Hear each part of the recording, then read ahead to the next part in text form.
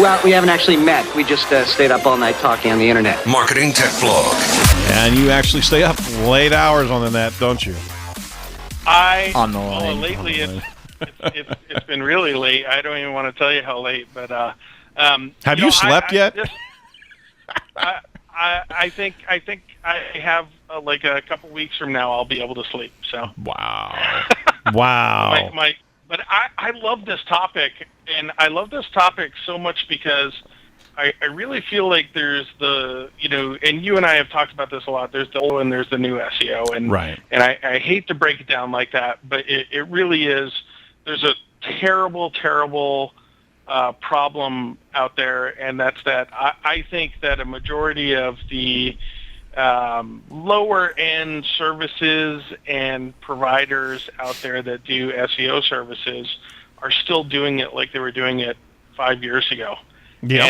And if you read any of the sites that that Erin mentions, and if you listen to the show, you know that the algorithms have absolutely transformed over that timeline. Absolutely. And it's crazy that people are using the same methodologies that they were long ago. And I think directories are one of these perfect things to talk about, because in the previous age of directories, it was, people utilized directories quite a bit, and if you liked a certain business directory, you used it. And directories were the foundation of the web pretty much before search engines kind of took off. Right. And what directories have become now is there's thousands of them, right? And they're very niche specific, and we launched one at get.agency, but they're and we want to keep that as accurate as possible. We want it to be successful. We want it to be a go-to place for people to find information on a very specific thing. Well, Google identifies that obviously as well, right? And I think there's been, I don't have a reference, but I think you can back me up on this, that it's been found that Google absolutely scrapes directories and takes a look at the data that's on those directories as well, and the mentions that are out there. And in the old days of PageRank, and where we used to just backlink, and the more people that had links to your site, the better your site ranked. That still does exist in an alternate reality nowadays, and that's that. Yes, you still have to have those mentions, but the sites have to be relevant, and there's got to be a relationship between them. And I think what's important with directories is they provide that citation that Google is looking for. And so if Google is looking for site strategics, and there's a mention of site strategics, I have no doubt in my mind that what Google has is basically in their algorithm to understand that mentions of site strategics, or mentions of the phone number for site strategics, or mentions of the address for site strategics are all related to Erin's agency. Right. And that cannot be duplicated. You can't go back in time for 20 years of the web and create a business and create that paper trail out there to produce a business that competes in line with site strategics. It's impossible. Oh, you're making me blush now.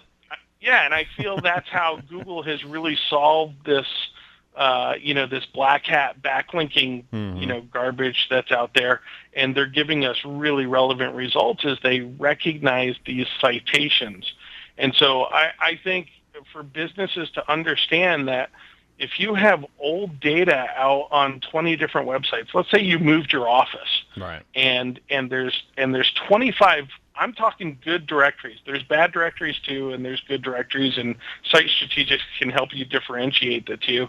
But if all of the good directories that even Google is taking a look at and everything aren't updated, and they're all pointing to one address, it's like splitting your authority.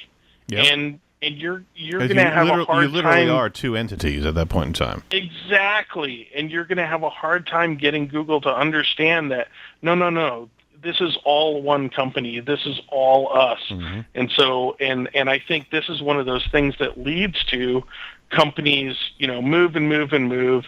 They change from a PO box to a physical address. They change from a 317 area code to a 1-800 area code, Mm-hmm. and they don't leave a trail behind for Google to connect the dots.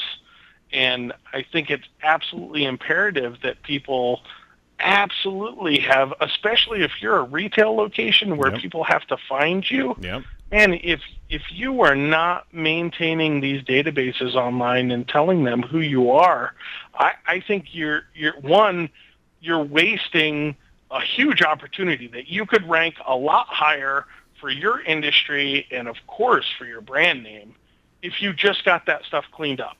If you did nothing else Yeah. and just clean that stuff up, I think you absolutely would rank better. I'd love someone to prove me wrong. No, absolutely. And that's something else is that, so many business owners believe that, okay, I did this once a while back, and that's all I needed to do. Right. And on top of that, maybe the secretary used her own personal email, and then she leaves. Yeah. And how in the world do you reclaim that property or adjust your listing? So there has to be a constant cleanup of old data, and you need to be alerted too whenever some new old data pops up. And I know that's kind of a redundant thought there, but I mean these data providers that we're talking about, and we're not talking about the big five. No, we're not. No, we're not. Yeah. But on top of everything else, you need to have your data in sync.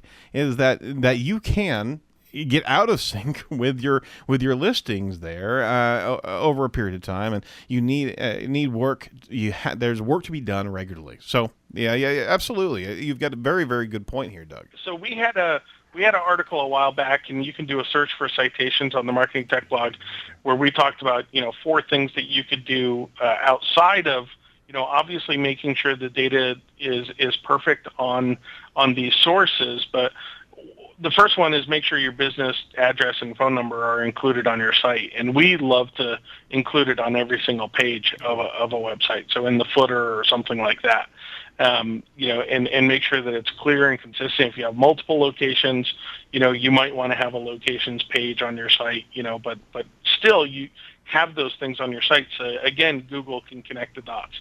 The second one that you speak about often is, of course, have an active business listing with Google, right? I mean, it's imperative that that's there. And then you may not realize it, people may not realize it, but there's actually rich snippets that you can put within retail location sites that are, it's basically hidden data that you can't see, but the search engines can scrape, that can identify your business location and geography within your site. And so I would absolutely maintain that. And then when you're producing content out there, make sure you mention, here's our phone number, here's our full mailing address if you like additional information. And I'd really encourage people to go out there. There's some tools out there. I know I haven't used it in a couple of years, but one was called White Spark. Yeah, absolutely. I don't know if you've seen. Yeah, it's and a great White Spark service. had it. Yeah, it was kind of a search engine for citation, engines for directories, and so you could look up, needlepoint. Erin does that every weekend if nobody knows that, and that's what they call it with his oldest son. And up pops all of the different directories that might point to needlepoint resources. We're gonna get some and so that's just one tip, but you go to the Marketing Tech blog, you can look up, citations or local SEO and get a lot of this information. And then, of course, with Edge of the Web. And I would encourage people with multi-location to get with Erin immediately. This isn't, he doesn't pay me to pitch him, but, no, but I don't. Erin is, beginning to wonder, though. Erin is our guy for local SEO. His team, bar none, understands absolutely the head to tail. I think we're fantastic marketers, but we just don't even come close to the process that he's built out for companies to get outstanding, local ranking and relevance on search engines. Well, thank you very much, Doug. I appreciate that. So, from a marketing tech blog standpoint, how do they find you? How do they get a hold of you? So go to marketingtechblog.com. Actually we have check it out. We got a funky URL.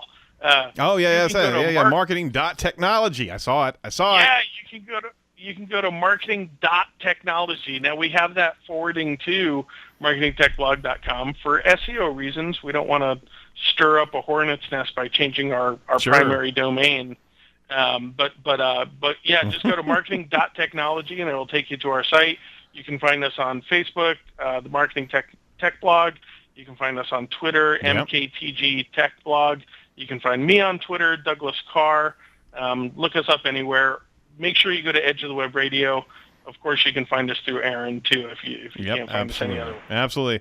All right. Well, thank you, Doug. Very good information. It really dovetailed into what we were talking about here. And we're going